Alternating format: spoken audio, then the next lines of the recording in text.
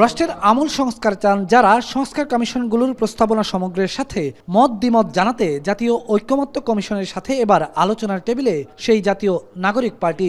সংসদ ভবনের এলডি হলে শনিবার সকাল 10:30টার আগে হাজির হন এনসিপি নেতারা।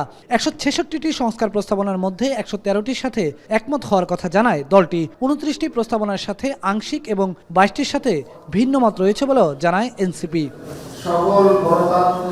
এনসিপির প্রস্তাবনায় বলা হয়, নির্বাচন কমিশন এবং জাতীয় সাংবিধানিক কাউন্সিল থাকলে আলাদা করে প্রয়োজন নেই তত্ত্বাবধায়ক ব্যবস্থার। বিচার বিভাগের আর্থিক স্বাধীনতা, স্বতন্ত্র সচিবালয় প্রতিষ্ঠা এবং নির্বাচনকালীন অন্তর্বর্তী সরকারের সময় জরুরি অবস্থা জারি না করা সহ একগুচ্ছ প্রস্তাবনা দেওয়া হয় এনসিপির পক্ষ থেকে। বৈঠকের শুরুতে ঐকমত্য কমিশনের সহ সভাপতি অধ্যাপক আলী রিয়াজ বলেন, যেসব প্রস্তাবনায় বেশিরভাগ দল একমত হয়েছে সেগুলো চিহ্নিত করা হয়েছে। জাতীয় আকাঙ্ক্ষার ভিত্তিতেই প্রস্তুত করা হবে জাতীয় সনদ।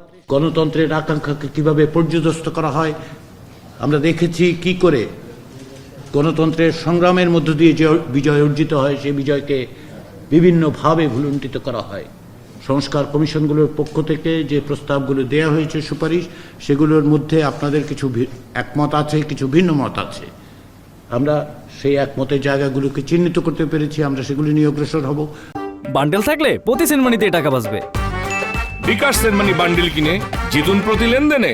বৈঠকে জাতীয় নাগরিক পার্টির আহ্বায়ক নাহিদ ইসলাম বলেন, রাষ্ট্রীয় কাঠামোতে কোনোভাবেই যাতে ফ্যাসিবাদ ফিরে আসতে না পারে, এককভাবে কেউ যেন ক্ষমতা আঁকড়ে ধরতে না পারে, তার বন্দোবস্তই মৌলিক সংস্কার। এসব সংস্কারের আগে কোনো নির্বাচন নয়। কিভাবে রাষ্ট্রের গুণগত পরিবর্তন করে রাষ্ট্র কাঠামোর মৌলিক এবং গুণগত সংস্কারের মাধ্যমে জনগণের অধিকার রক্ষা করবে এমন একটি গণতান্ত্রিক রাষ্ট্র ব্যবস্থা প্রতিষ্ঠা করার আকাঙ্ক্ষা ছিল সেই জুলাই গণঅভ্যুত্থানে।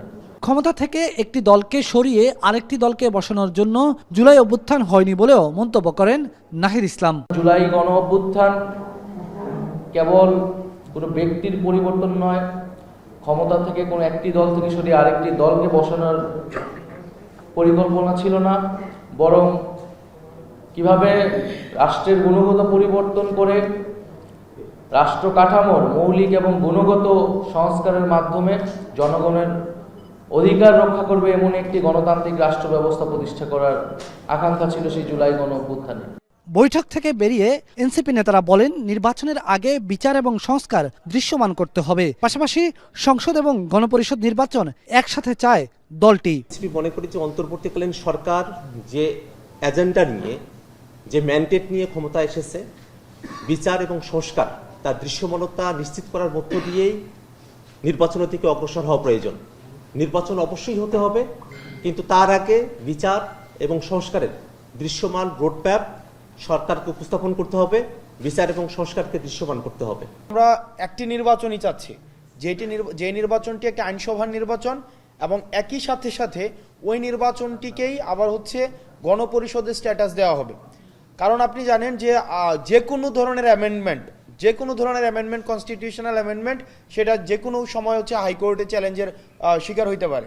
তো এখন আমরা আবার যেই অ্যামেন্ডমেন্টগুলো করছি, সেটি যে আবার পরবর্তীতে চ্যালেঞ্জের শিকার হবে না, এবং এটা কনস্টিটিউশনের বেসিক ফান্ডামেন্টাল রিফরমেশনের এখতিয়ারটা সেটা শুধুমাত্র গণপরিষদেরই থাকে।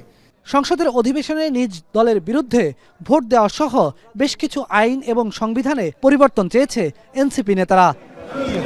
বেলায়েত হোসাইন, এখন, ঢাকা।